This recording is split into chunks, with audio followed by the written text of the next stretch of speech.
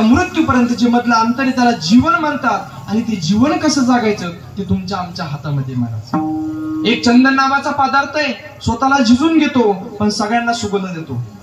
जिजूनी स्वतः चंदनाने दुसऱ्या समदुगंध द्यावा,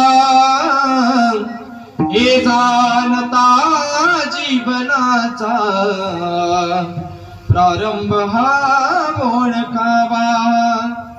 आनंद या जीवनाचा सुगंधा परी दरबारावा, पाव्यातील सुरदिसा पोटातून उगळावा. आनंद या जीवनाचा सुगंधा परी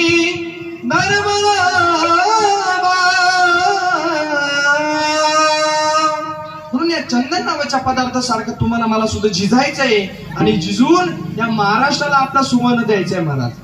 700 वर्ष झाले माझ्या ज्ञानोबांना जाऊन पण आजही त्यांचा सुगंध या महाराष्ट्रात दळतोय. 400 वर्ष झाले माझे जगद्गुरु तुकोबारांना जाऊन पण आजही त्यांचा सुगंध या महाराष्ट्रात दळतोय. 250 वर्ष झाली माझे योगीराज सद्गुरु गंगागिरीजी महाराजांना जाऊन पण आजही त्यांचा सुगंध या महाराष्ट्रात दळतोय.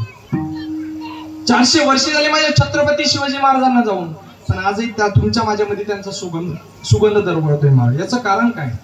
गेले दिगंबर ईश्वर विभूती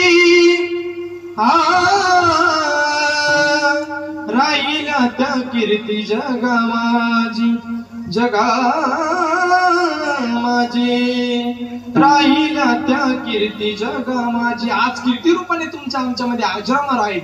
याचं कारण काय? तर जीवन चांगलं जगले महाराज. म्हणून त्यांच्यासारखं जीवन तुम्हाला आम्हाला जगायचंय. त्यांचे विचार आपल्याला आचरणात आणायचे. आज छत्रपती शिवाजी महाराजांचे विचार आज हे तरुण बांधव इथे बसले असतील महाराज.